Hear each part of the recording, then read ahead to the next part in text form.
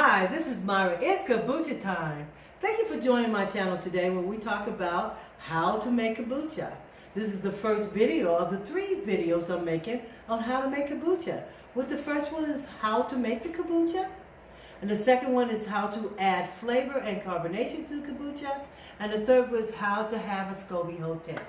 So today we're going to talk about how to make kombucha and what is kombucha. Kombucha is a fermented sweetened tea. It's either black tea or green tea. Usually most people recommend that you use all black because it's a strong tea that can handle the SCOBY. And it's the sugar that works in the SCOBY to make the fermented tea. So here's the items you will need. You will need black tea or green tea. I've used this tea here. I found it at the dollar store. And it has black tea and green tea. And on the back it has pure black tea and pure green tea. Okay, and the next you will need a jug. Now generally we make, your first batch you should probably make a gallon. So this is an old pickle jar and it's made of glass. It needs to be cleaned and sterilized.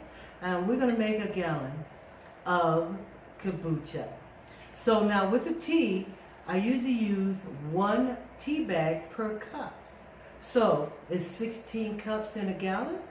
So I have 8 green tea and 8 black teas. And the next thing you need is some sterilized water or distilled water, or you can have filtered water from your tap, which is what I'm going to use today. We have filtered water from our tap. The next is the SCOBY. The most important thing that you will need is a SCOBY, and sometimes they call it a mushroom. You see here, I've taken it from my hotel, and I'll talk about that in our 3rd video. But right now we have the SCOBY, the mushroom, and it's a nice thin layer. It could be a thin layer or 3. These have been fermented a couple times. We've used this a couple times. So we're going to make our tea with this. All right, and the last final thing is cane sugar. Most people use white sugar. Cane sugar, that's what I use.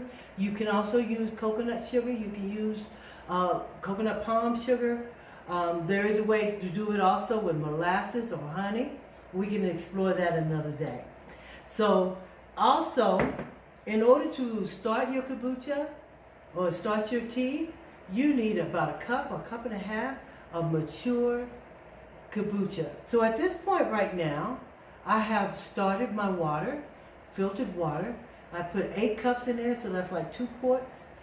8 cups in my pot to start processing the tea.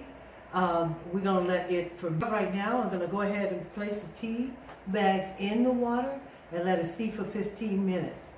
And then I'll be back for that. And we'll finish after this. Hi, this is Myra. I'm back now. Our tea has been processed. We boiled our water. We had our tea in there. Now, I've heard some people have boiled the water and add the sugar to it prior to adding the tea bags to it. I like to add the sugar to the tea itself. And sometimes I take a sip or 2. You just never know. So I put my sugar in here. So we have 1 cup of sugar that will be processed to help us process and make our sweet tea. And we make sure that it's completely dissolved. And then some people like to set and wait for the tea to naturally go down to room temperature, but there's a faster way to do that. I decided that we are going to add water to it so that we can bring the temperature down to where it should be prior to putting the SCOBY in there. Now, what a SCOBY is, like I said, is a symbiotic colony of bacteria and yeast which help ferment the tea. Now, when you start drinking kombucha, you find that this is such a good remedy to a lot of problems that ail you, like just a little cup in the morning with your good breakfast, and you will find how it helps with everything. You'll get up and go. It gives you energy. It is so good for you. So now that I have all this sugar is dissolved in here, it's not quite. I'm going to add more water to this, to my pot, so that I can cool it down to room temperature, so we can go ahead and process our kombucha. Now once you've been kombucha'd, That's a new word I just made up. Once you've been kombucha, you will not go back. I'm serious.